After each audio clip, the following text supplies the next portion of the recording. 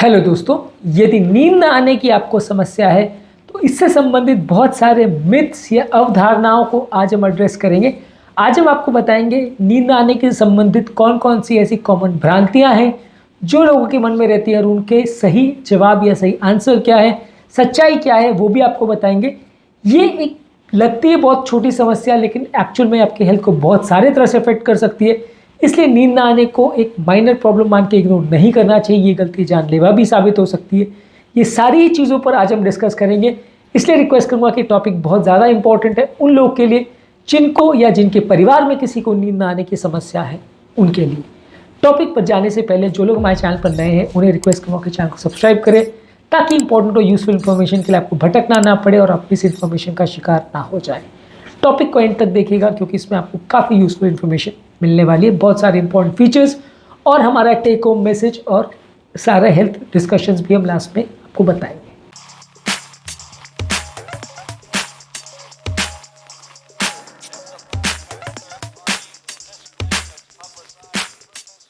सबसे पहला important myth या अवधारणा इससे संबंधित ये है कि नींद ना आने की प्रॉब्लम सिर्फ नींद ना आने से संबंधित या नींद लगने से संबंधित है, पर इंसोम्निया यानी स्लीप डिसऑर्डर में बहुत सारी चीज़ें इन्वॉल्व है।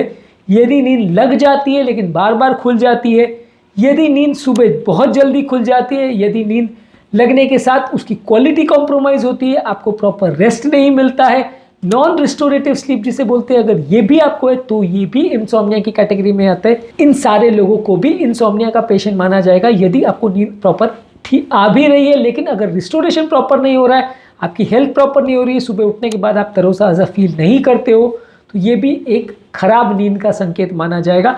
तो इसलिए नींद की प्रॉब्लम को सिर्फ ये मान के इग्नोर कर लेना कि नींद नहीं आना सिर्फ यही एक प्रॉब्लम है, नींद एक बार लग गई तो बात खत्म हो गई, ऐसा नहीं है। इस एस्पेक्ट पर बहुत सारे इश्यूज रहते हैं। सब चीज़ों पर प्रॉपर अगर आपकी नींद खरी उतरती है तो ही उसको एक अच्छी नींद माना जाएगा और तभी उससे आपकी हेल्थ अच्छी बनेगी, नहीं तो आपकी हेल्थ बिगड़ती जाएगी। अगला इंपॉर्टेंट मिथ या मिसकंसेप्शन ये है कि हर व्यक्ति को लगभग 8 घंटे की नींद ज़रूरी है। ये पूरी तरह से सही नहीं है क्योंकि हर व्यक्ति की क्वालिटी ऑफ लाइफ और बहुत सारी चीज़ों पर डिपेंड करता है कि उसको कितने नींद की आवश्यकता है। अगर किसी व्यक्ति को 6 घंटे में भी सफिशिएंट है तो चला सकता है। किसी व्यक्ति को अगर बहुत ज़्यादा मेहनत का काम करना पड़ रहा है और उसकी 7-8 घंटे नींद पूरी नहीं हो पा रही है तो उसको 9-10 घंटे 11 घंटे की नींद भी लग सकती है। इसलिए कोई स्पेसिफिक आवर के ड्यूरेशन इसमें ज़रूरी नहीं है। अप्रॉक्सीमेटली 8 से 10 घंटे लगभग ज़्यादातर लोगों को नींद की आवश्यकता होती है। हर व्यक्ति की रिक्वायरमेंट इंडिविजुअल वेरी कर सकती है और हर रात को ये सेम ड्यूरेशन हो ऐसा ज़रूरी नहीं है। डे टू डे भी इसमें वेरिएशन हो सकता है। कभी कभार किसी दिन आपको नींद ज़्यादा की ज़रूरत है, कभी कभार नींद कम की ज़रूरत है। इसमें वेरिएशन हो सकते हैं जो कि नॉर्मल माना जाएगा। अगला इंपॉर्टेंट मिथ या मिसकंसेप्शन ये है कि नींद ना आने की प्रॉब्लम एक सीरियस प्रॉब्लम नहीं है, इसे हम इग्नोर कर सकते हैं। ये काफ़ी बड़ी प्रॉब्लम है क्योंकि ज़्यादातर लोग इसको लेके मान के चलते हैं ये तो उम्रदराज है, इनको तो नींद नहीं आती, पूरी रात जागते रहते हैं, इसको इग्नोर करते हैं। लोग ऐसे लोग को दवा भी नहीं देना चाहते ये सोच के कि दवा देंगे तो हेल्थ बिगड़ जाएगी, दवा देने से उसकी आदत पड़ जाएगी और फिर उनकी नींद हमेशा के लिए कॉम्प्रोमाइज़ हो जाएगी। ये सब कारणों से नींद ना आने की प्रॉब्लम को अक्सर इग्नोर किया जाता है। हमने एक पूरे सेपरेट वीडियो में डिस्कस किया है कि नींद ना आना किस तरह से आपकी हेल्थ को अफेक्ट कर सकता है, आप चाहे तो उसे भी चेकआउट कर सकते हैं। नींद ना आने वाली प्रॉब्लम की वजह से बहुत सारे इश्यूज हो सकते हैं। आपको डिप्रेशन हो सकता है, एंग्जाइटी हो सकती है, वजन बढ़ सकता है, डायबिटीज़ हो सकता है, हाइपरटेंशन हो सकता है, मेटाबॉलिक प्रॉब्लम्स हो सकते हैं, हार्ट अटैक का प्रॉब्लम हो सकता है, लकवे का प्रॉब्लम हो सकता है, एंग्जाइटी का हो सकता है, डिप्रेशन का हो सकता है, एक्सीडेंट का रिस्क पड़ सकता है, मेमोरी कॉम्प्रोमाइज़ हो सकती है।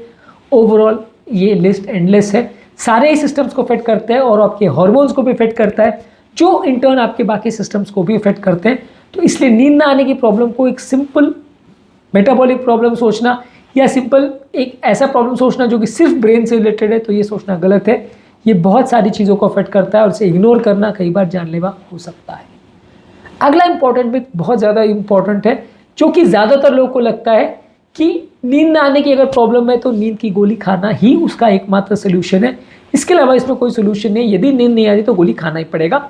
स्लीप हाइजीन पर यदि आप प्रॉपर ध्यान देंगे, रिलैक्सेशन टेक्निक पर ध्यान देंगे, कॉग्निटिव बिहेवियर थेरेपी पर ध्यान देंगे, लाइफस्टाइल चेंजेस पर ध्यान देंगे तो काफ़ी केसेस पे आपको दवाई की ज़रूरत ही नहीं पड़ेगी। आपके नींद का क्वालिटी काफ़ी हद तक इम्प्रूव भी हो जाएगा। हमने इस सारी चीज़ों पर ऑलरेडी सेपरेट वीडियोस किए, कब दवा देने की आवश्यकता है, कब नहीं देने की आवश्यकता है, कौन सी दवा दी जाती है और स्लीप कौन कौन से फैक्टर से इंप्रूव या डिटोरिएट होता है, कौन कौन से खाद्य पदार्थों से इंप्रूव या डिटोरिएट होता है, ये सारी चीज़ों को हमने सेपरेट वीडियोस में डिस्कस किया है। आप ज़रूर चेकआउट करिए, इससे आपको काफ़ी कुछ नया जानने को मिलेगा।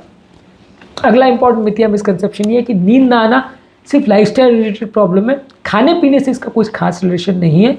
हमने ऑलरेडी सेपरेट वीडियो किया है जिसमें डिस्कस किया है कि नींद ना आना आपके कुछ फूड से बढ़ भी सकता है, कुछ फूड से कम भी हो सकता है, कुछ फूड इसमें फ़ायदा करते हैं, कुछ फूड नुकसान करते हैं। ये दोनों की लिस्ट काफ़ी लंबी है, तो इनको ज़रूर चेकआउट करिए। बहुत सारे खाद्य पदार्थ से कितनी मात्रा में आप खा रहे हैं, किस टाइम पे खा रहे हैं और उसके खाने से बॉडी में कैसा रिस्पॉन्स हो रहा है, ये सारी चीज़ें आपकी नींद की क्वालिटी को अफेक्ट कर सकते हैं। तो फूड भी एक इंपॉर्टेंट कंसर्न होता है जो कि आपकी स्लीप हैबिट्स को अफेक्ट कर सकता है। अगला इंपॉर्टेंट मिथ या मिसकंसेप्शन या भ्रांति जो लोगों को लेती है वो ये है कि नींद ना आना नॉर्मल एजिंग प्रोसेस का पार्ट है और ज़्यादातर लोग को उम्र में नींद नहीं आती है, जो कि नॉर्मल माना जाएगा। उसमें दवा देने की कोई ज़रूरत नहीं, ट्रीटमेंट की कोई ज़रूरत नहीं, दिखाने की कोई ज़रूरत नहीं। हाँ, डेफिनेटली ये होता है कि उम्र के साथ लोगों का नींद ना आने की प्रॉब्लम बढ़ जाती है, उनका स्लीप आर्किटेक्चर का प्रॉब्लम हो जाता है। लेकिन सिर्फ एज रिलेटेड प्रॉब्लम मान के इसको इग्नोर नहीं करना चाहिए। ये काफ़ी नुकसानदायक हो सकता है यदि हम इसको इग्नोर करते हैं, क्योंकि ये काफ़ी बड़ी बीमारियों का घर भी बना सकता है उस व्यक्ति के लिए। इसीलिए आपको सिर्फ इसको नॉर्मल एजिंग का पार्ट मानना नहीं चाहिए। ये एक बीमारी है जो कि कई और चीज़ों से अफेक्टेड हो सकती है और एज की वजह से हर व्यक्ति को नींद का प्रॉब्लम हो जाए ऐसा बिल्कुल ज़रूरी नहीं है। अगला इंपॉर्टेंट मिथ या मिसकंसेप्शन ये है कि यदि आपको नींद नहीं आ रही है तो आपको बिस्तर पर पड़े रहना है और नींद लाने की कोशिश करना है। यदि आपको नींद नहीं भी आती है तो कुछ देर के बाद नींद आ जाएगी, तो इसके लिए आपको लगे रहना है और ये प्रयास से आपको थोड़ी देर के बाद फ़ायदा होगा। ये कम्प्लीटली गलत है। अगर आपको नींद नहीं आ रही है और आप काफ़ी देर ट्राई कर चुके हैं फिर भी नींद नहीं आ रही है, तो 20-30 मिनट के बाद काफ़ी बार एडवाइस किया जाता है कि आप बिस्तर से उठ के थोड़ा चलिए फिरिए, कुछ और रिलैक्सेशन एक्टिविटीज़ कीजिए, उसके बाद वापस आके सोने का ट्राई करेंगे तो वो ज़्यादा हेल्दी है और वो ज़्यादा अच्छे रिजल्ट्स आपको नींद के मामले में ला के दे सकता है एज़ कम्पेयर टू लगे रहो नींद के लिए और 2 घंटे 3 घंटे तक ट्राई करते रहो। अगर 20-30 मिनट के बाद नींद नहीं आ रही तो डेफिनेटली आपको ब्रेक लेके कुछ और एक्टिविटी में अपना ध्यान डाइवर्ट करना चाहिए, उसके बाद फिर से ट्राई करना चाहिए। इससे आपको अननेसेसरी मेंटल फ्रस्ट्रेशन, एंग्जाइटी नहीं होगी, क्योंकि कई बार क्या होता है कि बहुत ज़्यादा स्लीप की कोशिश करने की वजह से आप बहुत ज़्यादा फ्रस्ट्रेटेड हो जाते हैं, बहुत एंग्शियस, बहुत बेचैन हो जाते हैं और इसकी वजह से आपकी हेल्थ बिगड़ती है और नींद और ज़्यादा नहीं आती है।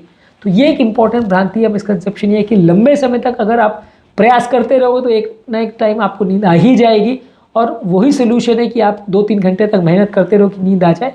ऐसा नहीं है, 20-30 मिनट का ही ट्राई करना चाहिए, उसके बाद कुछ और एक्टिविटी में ध्यान लगाओ, फिर वापस आके ट्राई करो तो चांसेस ज़्यादा बेटर हो जाए। इसके अलावा भी और भी बहुत सारे मिसकंसेप्शंस, अवधारणाएं हैं, उसको हम इस टॉपिक के सेकेंड वीडियो में डिस्कस करेंगे।